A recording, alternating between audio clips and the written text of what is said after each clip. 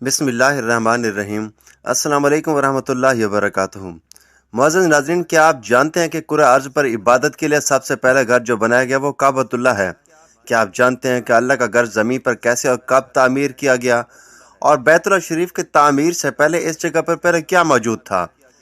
سب سے پہلے کس نے اس گھر کو بنایا اور اس کا طواف کیا؟ کس کس پیغمبر نے خانہ کعبہ کو تعمیر کیا؟ اور آج تک کتنی مرتبہ خانہ کعبہ کی تعمیر کی گئی؟ اور ابھی جو آج کل خانہ کعبہ کی موجودہ شکل ہے وہ کس شخص نے بنائی تھی؟ اور کس بادشاہ نے سب سے پہلے خانہ کعبہ پر غلاف چڑھایا تھا؟ اور یہ بھی کہ کعبہ شریف کے پردوں کو آگ کس نے لگائی تھی؟ محترم دوستو، خانہ کعبہ کے بارے میں مکمل اور مستند حقائق آپ اس ویڈیو میں جان سکیں گے۔ ناظرین، ہم اتنی محنت سے ویڈیو تیار کر کے لاتے ہیں آپ لوگوں سے، بس اتنی گزارش ہے کہ ویڈیو کو آخر تک ضرور دیکھیے گا۔ دوستو، سب سے پہلے کعبہ کی تعمیر کی سعادت فرشتوں کو نصیب ہوئی۔ اس حوالے سے امام زین العابدین کا واقعہ آپ کے سامنے پیش کرتے ہیں۔ ایک شخص نے امام زین العابدین رحمۃ اللہ علیہ سے پوچھا، یہ کعبہ کیا ہے اور اس کا طواف کرنے کا حکم کیوں دیا گیا ہے؟ آپ کے ارشاد گرامی کا خلاصہ یہ ہے کہ جب فرشتوں نے جناب باری تعالیٰ میں انسانوں کے بارے میں گزارش کی تو انہیں فوراً اپنی غلطی کا احساس ہو گیا۔ انہوں نے سوچا کہ ہمیں ایسا نہیں کرنا چاہیے تھا، ممکن ہے اللہ تعالیٰ ہم سے ناراض ہو گیا ہو۔ اس تصور سے ان کی جان نکلی جاتی تھی۔ انہوں نے اپنے رب کو راضی کرنے کے لیے عرش کا طواف کرنا شروع کر دیا۔ یہ اللہ تعالیٰ کی ناراضگی ختم کرنے کا ایک منفرد انداز تھا۔ اب کریم کی رحمت نے انہیں نوازا اور عرش کی سیدھ میں نیچے 7ویں آسمان پر ایک گھر پیدا فرمایا اور فرشتوں کو حکم دیا، اس گھر کا طواف کرو۔ پس فرشتوں نے اس گھر کا طواف شروع کر دیا۔ اس گھر کا نام البیت المعمور رکھا گیا۔ سورہ طور میں اس کا ذکر موجود ہے۔ کعبہ معظمہ کو سب سے پہلے حضرت آدم علیہ السلام نے تعمیر کیا اور وہ عمارت طوفان نوح علیہ السلام تک قائم رہی۔ طوفان میں وہ عمارت تو منہدم ہو گئی، مگر حجر اسود کو جبرائیل علیہ السلام نے جبل ابو قیس جو خانہ کعبہ کے قریب ہے اس میں باحفاظت رکھ دیا تھا۔ طوفان کے ختم ہونے کے بعد کعبہ مکرمہ کے مقام پر ایک سرخ رنگ کا ٹیلہ نمودار ہو گیا تھا۔ حضرت آدم علیہ السلام کے وصال کے بعد آپ کے بیٹوں نے چند پتھر جمع کر کے مکان تیار کیا۔ انہی بنیادوں پر حضرت ابراہیم علیہ السلام نے حضرت اسماعیل علیہ السلام کو ساتھ ملا کر کعبہ مکرمہ کو بنایا۔ جس پتھر پر کھڑے ہو کر حضرت ابراہیم علیہ السلام کام کرتے تھے وہ ابھی تک وہاں موجود ہے، جسے مقام ابراہیم کہتے ہیں۔ حضرت ابراہیم علیہ السلام اور حضرت اسماعیل علیہ السلام کے ہاتھوں کعبے کی تعمیر کرنے کا واقعہ کچھ یوں ہے۔ حضرت ابراہیم علیہ السلام مکہ میں سیدنا اسماعیل علیہ السلام سے ملنے کے لیے آتے رہتے تھے۔ ایک روز آئے تو ان سے کہا، اے میرے بیٹے، اللہ تعالیٰ نے مجھے حکم دیا ہے کہ اس مقام پر اللہ کا گھر تعمیر کرنا۔ حضرت اسماعیل علیہ السلام نے فوراً کہا، میں حاضر ہوں۔ اس طرح انہوں نے کھدائی شروع کی۔ ایسے میں انہیں حضرت شیس علیہ السلام کی تعمیر کے آثار نظر آئے۔ انہوں نے اس پر تعمیر شروع کر دی۔ ایک روایت میں یہ بھی ہے کہ انہوں نے فرشتوں والی بنیادوں کے آثار بھی دیکھے۔ نبی کریم صلی اللہ علیہ وآلہ وسلم کی جوانی کے دنوں میں جب مکہ کے قریش نے کعبہ کی تعمیر نئے سرے سے کی تو انہوں نے اس کی بنیادوں کو گہرا کرنا چاہا۔ وہ کھدائی کرتے کرتے ان سبز پتھروں تک پہنچ گئے جو پہاڑوں کی چوٹیوں کی طرح نظر آ رہے تھے۔ انہوں نے ان پتھروں کو نکالنا چاہا۔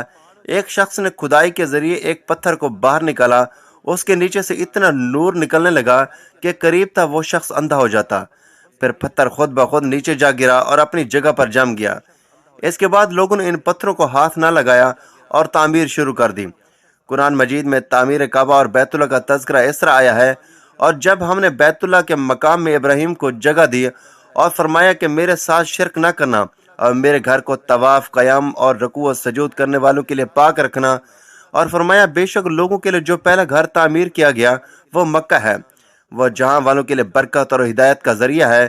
اس میں واضح نشانیاں ہیں، مثلا مقام ابراہیم جو کوئی حرم میں داخل ہوگا وہ امن میں آ جائے گا، اور فرمایا اور یاد کرو اس وقت کو جب ابراہیم کو اس کے پروردگار نے کئی باتوں کے ذریعے آزمایا۔ جب ابراہیم علیہ السلام ان پر پورے اترے تو اللہ نے فرمایا، میں آپ کو تمام لوگوں کا امام بنا رہا ہوں۔ ابراہیم نے کہا، اے میرے رب، میری اولاد میں سے بھی امام بنائیے۔ جواب میں اللہ تعالیٰ نے فرمایا، میرے امامت کا وعدہ ظالم لوگوں کے لیے نہیں ہے۔ اور اس وقت کو یاد کرو جب ہم نے بیت اللہ کو ثواب اور امن کی جگہ بنا دیا اور لوگوں نے مقام ابراہیم کو جائے نماز بنا لیا۔ ہم نے ابراہیم کو حکم دیا کہ میرے گھر کو طواف، اعتکاف، رکوع اور سجود کے لیے پاک رکھو، اور وہ وقت بھی یاد رکھو جب ابراہیم نے دعا کی، اے پروردگار، اس شہر کو امن والا بنا دے اور اس کے مومن بندوں کو پھلوں کا رزق عطا کر۔ اللہ تعالیٰ نے فرمایا میں کافروں کو بھی تھوڑا فائدہ دوں گا، پھر انہیں آگ کے عذاب کی طرح بے بس کر دوں گا، بے شک وہ بہت بری جگہ ہے۔ اور وہ وقت یاد کرو جب ابراہیم اور اسماعیل بیت اللہ کی بنیاد کو بلند کر رہے تھے اور دعا مانگ رہے تھے، اے ہمارے رب ہماری محنت کو قبول فرما، تو دعا کو سننے والا جاننے والا ہے، اور ہمیں اپنے فرما بردار بنا، ہماری اولاد میں سے بھی ایک فرما بردار گروہ بنا، اور ہمیں عبادت کا طریقہ سکھا، اور ہم پر رجوع فرما، کیونکہ تو ہی توبہ قبول کرنے والا اور رحم فرمانے والا ہے۔ اے ہمارے رب ان لوگوں میں سے ایک رسول بھیج جو ان پر تیری آیات کی تلاوت کرے اور انہیں کتاب و حکمت سکھائے، انہیں پاک کرے، یقیناً تو غالب حکمت والا ہے۔ تعمیر کے دوران جب ابراہیم علیہ السلام اس مقام پر پہنچے جہاں آج حجر اسود ہے، تو اللہ تعالیٰ نے جنت سے ایک سفید پتھر بھیجا۔ حدیث میں ہے کہ یہ پتھر نہایت سفید تھا، اب سیاہ ہو گیا۔ انسانوں کی غلطیاں اس کے سیاہ ہونے کا سبب بنی۔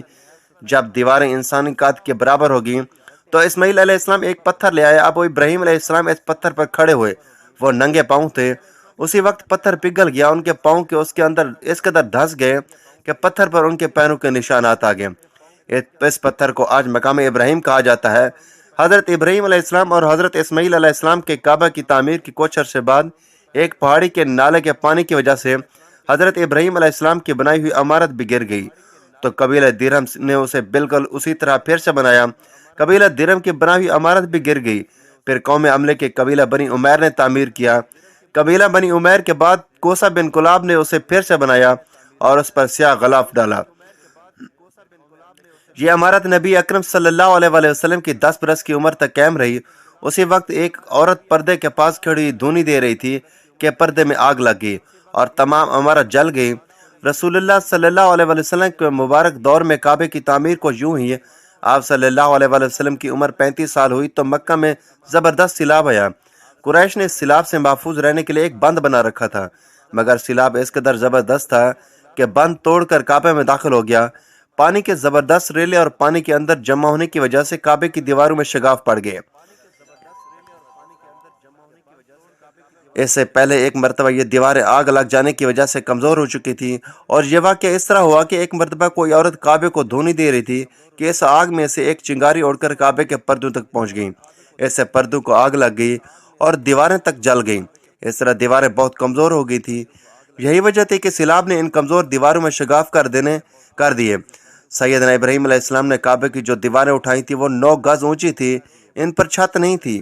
لوگ کعبے کے لیے نذرانہ وغیرہ لاتے تھے، یہ نذرانہ کپڑے اور خوشبوئیں وغیرہ ہوتی تھیں۔ کعبے کے اندر جو کنواں تھا یہ سب نذرانے اس کنواں میں ڈال دیے جاتے تھے۔ کنواں اندرونی حصے میں دائیں طرف تھا، اس کو کعبے کا خزانہ کہا جاتا تھا۔ کعبے میں سے ایک مرتبہ ایک چور نے چوری کرنے کی کوشش کی تو وہ چور کنویں ہی میں مر گیا۔ اس کے بعد اللہ تعالیٰ نے اس کی حفاظت کے لیے ایک سانپ کو مقرر کر دیا۔ یہ سانپ کنویں کی تہہ پر بیٹھا رہتا تھا اور اس کو کسی خزانے کے نزدیک نہیں آنے دیتا۔ قریش بھی اس سے خوف زدہ رہتے تھے۔ اب جب کہ کعبے کی دیواروں میں شگاف پڑ گئے اور نئے سرے سے اس کی تعمیر کا مسئلہ پیش آیا تو اللہ تعالیٰ نے ایک پرندے کو بھیجا، وہ سانپ کو اٹھا کر لے گیا۔ یہ دیکھ کر قریش کے لوگ بہت خوش ہوئے۔ اب انہوں نے نئے سرے سے کعبے کی تعمیر کا فیصلہ کر لیا اور پروگرام بنایا کہ بنیادیں مضبوط بنا کر دیواروں کو مضبوط اونچا اٹھایا جائے۔ اسی طرح دروازے کو بھی اونچا کر دیا جائے گا تاکہ کعبے میں کوئی داخل نہ ہو، صرف وہی شخص داخل ہو جسے وہ اجازت دے۔ اب انہوں نے پتھر جمع کیے، ہر قبیلہ اپنے حصے کا پتھر الگ جمع کر رہا تھا۔ چندہ بھی جمع کیا گیا، چندے میں انہوں نے پاک کمائی دی، حرام کمائی نہیں دی۔ مثلا طوائفوں کی آمدنی، سود کی آمدنی، دوسروں کا مال چوری کر کے حاصل کی گئی دولت چندے میں نہیں دی گئی، اور پاک کمائی انہوں نے بلا وجہ نہیں دی تھی۔ ایک خاص واقعہ پیش آیا تھا جیسے وہ اس نتیجے پر پہنچے تھے کہ اس کام میں صرف پاک کمائی لگائی جائے گی۔ وہ واقعہ یوں تھا کہ ایک قریشی سردار ابو وہب عمر بن عابد نے جب یہ کام شروع کرنے کے لیے ایک پتھر اٹھایا تو پتھر اس کے ہاتھ سے نکل کے پھر اسی جگہ پہنچ گیا جہاں سے اسے اٹھایا گیا تھا۔ اس پر قریشی حیران و پریشان ہوئے۔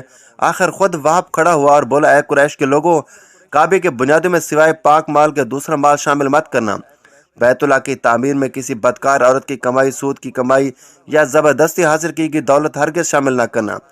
یہ وہب نبی کریم صلی اللہ علیہ وآلہ وسلم کے والد حضرت عبداللہ کا ماموں تھا اور اپنی قوم میں ایک شریف آدمی تھا۔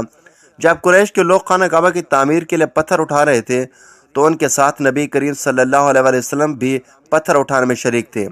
آپ پتھر اپنی گردن پر رکھ کر لا رہے تھے۔ تعمیر شروع کرنے سے پہلے قریش کے لوگوں نے خوف محسوس کیا کہ دیواریں گرانے سے کہیں ان پر کوئی مصیبت نہ نازل ہو جائے۔ آخر ایک سردار ولید بن مغیرہ نے کہا کہ تمہارا ارادہ کعبے کی دیواروں کی اصلاح اور مرمت کرنے کا ہے یا گرانے اور خراب کرنے کا؟ جواب میں لوگوں نے کہا ظاہر ہے ہم تو مرمت اور اصلاح چاہتے ہیں۔ یہ سن کر ولید نے کہا تب پھر سمجھ لو اللہ تعالیٰ اصلاح کرنے والوں کو برباد نہیں کرتا۔ پھر ولید بن مغیرہ نے گرانے کے کام کی ابتدا کی، لیکن اس نے بھی صرف ایک حصہ ہی گرایا تاکہ معلوم ہو جائے کہ ان پر کوئی تباہی تو نہیں آتی۔ جب وہ رات خیریت سے گزر گئی تب دوسرے دن سب لوگ اس کے ساتھ شریک ہو گئے اور پوری عمارت گرا دی، یہاں تک کہ اس کی بنیاد تک پہنچ گئے۔ یہ بنیاد ابراہیم علیہ السلام کے ہاتھ کی رکھی ہوئی تھی۔ حضرت ابراہیم علیہ السلام نے بنیادوں میں سبز رنگ کے پتھر رکھے ہوئے تھے۔ یہ پتھر اونٹ کی کوہان کی طرح کے تھے اور ایک دوسرے سے جڑے ہوئے تھے۔ ان لوگوں کے لیے ان کو توڑنا بہت مشکل کام ثابت ہوا۔ دائیں کونے کے نیچے سے قریش کو ایک تحریر ملی۔ وہ تحریر سریانی زبان میں لکھی ہوئی تھی۔ انہیں سریانی زبان سمجھ نہیں آتی تھی۔ آخر ایک یہودی کو تلاش کر کے لایا گیا۔ اس نے وہ تحریر پڑھ کر انہیں سنائی۔ تحریر یہ تھی کہ میں اللہ ہوں، مکہ کا مالک، جس کو میں نے اس دن پیدا کیا جس دن میں نے آسمانوں اور زمینوں کو پیدا کیا، جس دن میں نے سورج اور چاند بنائے۔ میں نے مکہ کو 7 فرشتوں کے ذریعے گھیر دیا، جس کی عظمت اس وقت تک نہیں ختم ہوگی جب تک اس کے دونوں اطراف پہاڑ موجود ہیں۔ ان پہاڑوں سے مراد ایک تو ابو قیس پہاڑ ہے جو کہ صفا کی پہاڑی کے سامنے، اور دوسرا کہکان پہاڑ ہے جو مکہ کے قریب ہے، اور اس کا سرخ رنگ ابو قیس پہاڑ کی طرف ہے، اور یہ شہر اپنے باشندوں کے لیے پانی اور دودھ کے لحاظ سے بہت بابرکت اور نفع والا ہے۔ یہ پہلی تحریر تھی۔ دوسری تحریر مقام ابراہیم سے ملی۔ اس میں لکھا تھا مکہ اللہ تعالیٰ کا محترم اور معظم شہر ہے، اس کا رزق 3 راستوں سے اس میں آتا ہے۔ یہاں 3 راستوں سے مراد قریش کے 3 تجارتی راستے ہیں جہاں ان راستوں سے قافلے آتے جاتے تھے۔ تیسری تحریر اس سے کچھ فاصلے سے ملی۔ اس میں لکھا تھا جو بھلائی بوئے گا لوگ اس پر رشک کریں گے، یعنی اس جیسا بننے کی کوشش کریں گے، اور جو شخص رسوائی بوئے گا وہ رسوائی اور ندامت پائے گا۔ تم برائی کر کے بھلائی کی آس لگاتے ہو، ہاں یہ ایسا ہی ہے جیسے کیکر یعنی کانٹے دار درخت میں کوئی انگور تلاش کرے۔ یہ تحریر کعبے کے اندر کھدائی کرتے ہوئے ملی۔ کعبے کی تعمیر کے سلسلے میں قریش کو پتھروں کے علاوہ لکڑی بھی ضرورت تھی۔ چھت اور دیواروں میں لکڑی کی ضرورت تھی۔ لکڑی کا مسئلہ اس طرح حل ہوا کہ ایک جہاز عرب کے ساحل سے آ کر ٹکرا گیا۔ آج اس مقام کو جدہ کا ساحل کہا جاتا ہے۔ یہ پہلے مکہ کا ساحل کہلاتا تھا، اس لیے کہ مکہ کے قریب ترین ساحل یہی تھا۔ ساحل سے ٹکرا کر جہاز ٹوٹ گیا۔ وہ جہاز کسی رومی تاجر کا تھا۔ اس جہاز میں شاہ روم کے لیے سنگ مرمر، لکڑی اور لوہے کا سامان لے جایا جا رہا تھا۔ قریش کو اس جہاز کے بارے میں پتہ چلا تو یہ لوگ وہاں پہنچے اور ان لوگوں سے لکڑی خرید لی۔ اس طرح چھت کی تعمیر میں اس لکڑی کو استعمال کیا گیا۔ آخر خانہ کعبہ کی تعمیر کا کام حجر اسود تک پہنچ گیا۔ اب یہاں ایک نیا مسئلہ پیدا ہو گیا۔ سوال یہ پیدا ہوا کہ حجر اسود کون اٹھا کر اس کی جگہ پر رکھے گا؟ ہر قبیلہ یہ فضیلت خود حاصل کرنا چاہتا تھا۔ یہ جھگڑا اس حد تک بڑھا کہ نوبت ایک دوسرے کو مارنے تک آ گئی۔ لوگ ایک دوسرے کو قتل کرنے پر تل گئے۔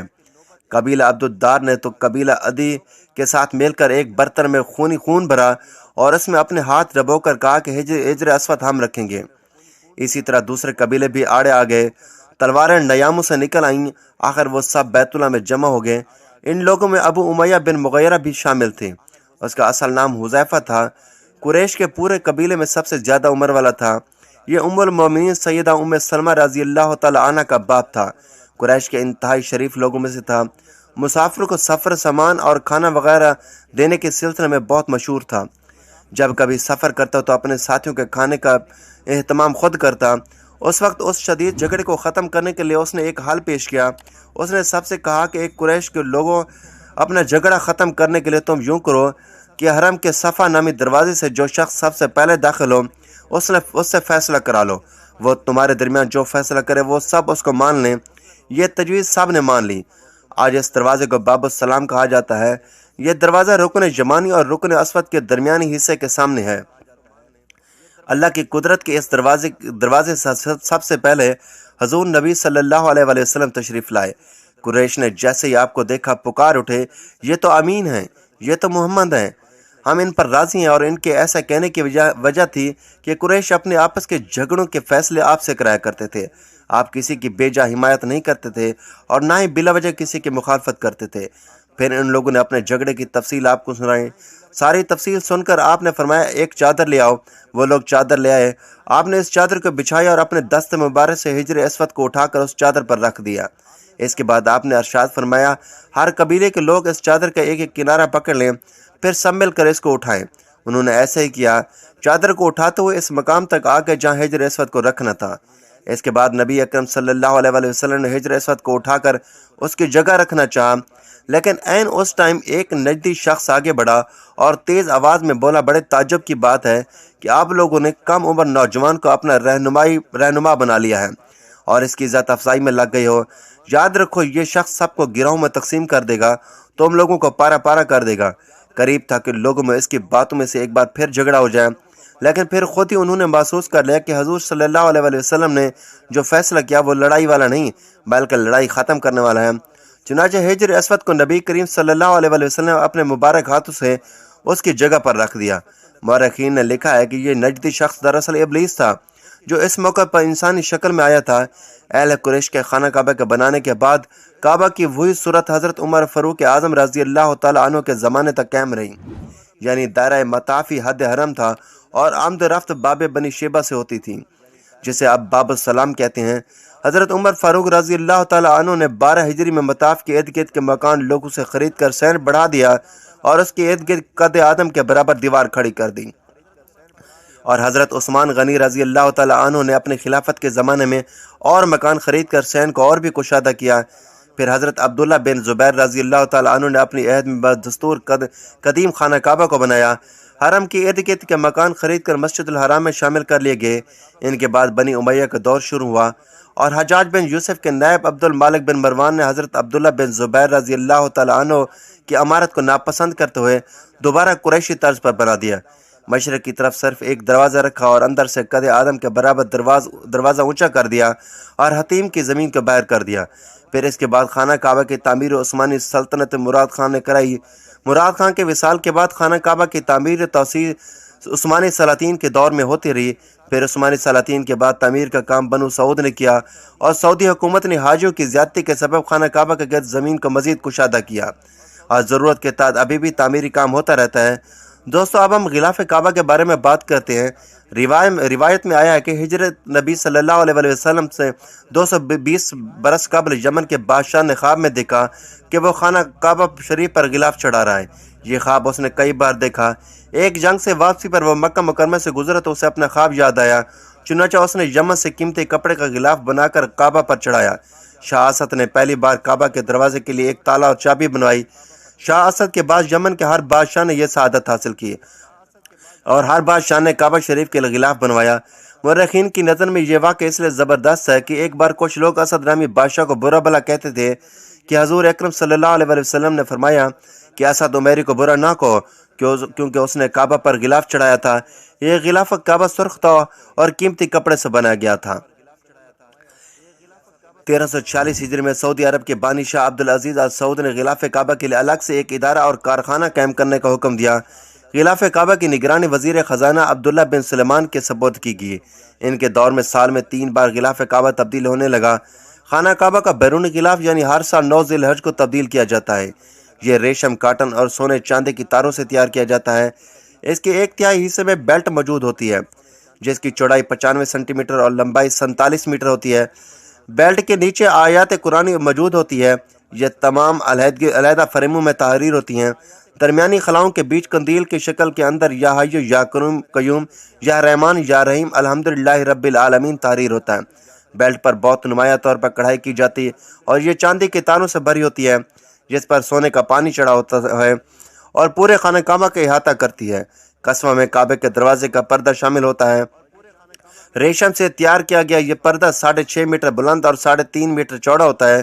اس پر قرآن آیات کی تحریر لکھی ہوتی ہے اور اس نقش نگار کے منقش ہوتے ہیں۔ خانہ کعبہ کا قصبہ 5 حصوں پر مشتمل ہوتا ہے۔ ہر حصے کعبہ کی ایک سمت کو ڈھانپ لیتا ہے۔ اب سوال یہ ہے کہ پرانے غلاف کعبہ جاتے کہاں ہیں؟ پرانے غلاف کعبہ کو حرم مکی کے قریب موجود میوزیم میں رکھا جاتا ہے یا تحفے کے طور پر کسی دوسرے مسلمان ملک کو دے دیا جاتا ہے۔ محفوظ رکھنے کے لیے اتارے جانے والے غلاف کو کھول کر اس کے حصے الگ الگ کیے جاتے ہیں۔ حج کے ایام میں غلاف کعبہ کو آدھا اوپر اٹھا دیا جاتا ہے، جس کی ایک وجہ یہ بھی بتائی جاتی ہے کہ بعض سادہ لوگ غلاف سے لپٹ کر دھاگے کاٹ لیتے ہیں جن کو میت کی آنکھوں میں ڈالنے کے لیے لاتے ہیں، جو کہ توہم پرستی ہے۔ ناظرین، یہ تھی ہماری آج کی معلوماتی ویڈیو۔ اچھی لگی ہو تو ویڈیو کو لائک کریں، شیئر کریں، چینل کو سبسکرائب کریں تاکہ ہر آنے والی اس طرح کی معلوماتی ویڈیو سب سے پہلے آپ تک پہنچے۔ تو ناظرین، اگلی ویڈیو تک کے لیے اجازت دیجیے۔ اللہ حافظ۔